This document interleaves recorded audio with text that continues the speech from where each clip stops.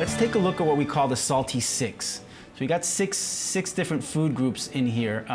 Thi, can you talk a little bit about what we're looking at?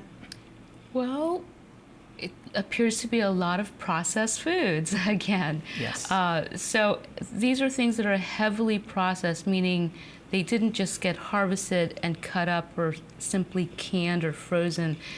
Many other things happen to that food before it lands on your plate. So, and that's where the hidden salts come into play. Right, so processed foods, we're starting to see a link between processed foods and much more sodium than you would find in naturally growing food. So we saw up there, we saw some bread.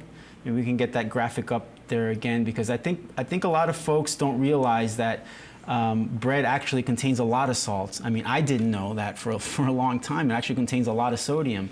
Then you get into things like pizza, which is like saturated in salt. Sure. It's yummy, yeah.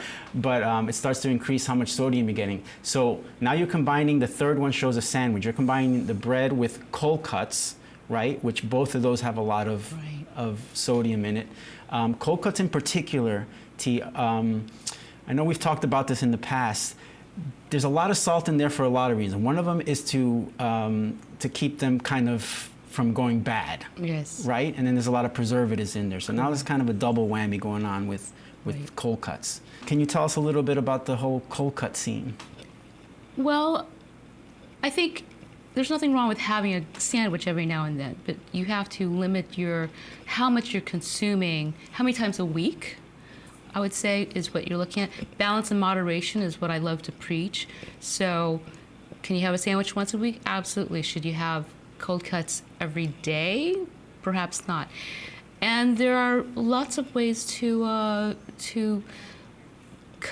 work your way around the cold cuts, using leftover, say, roast chicken, a steak, that type of thing, to incorporate into your sandwiches, where you're still getting the proteins that you're looking for without that infusion of sodium.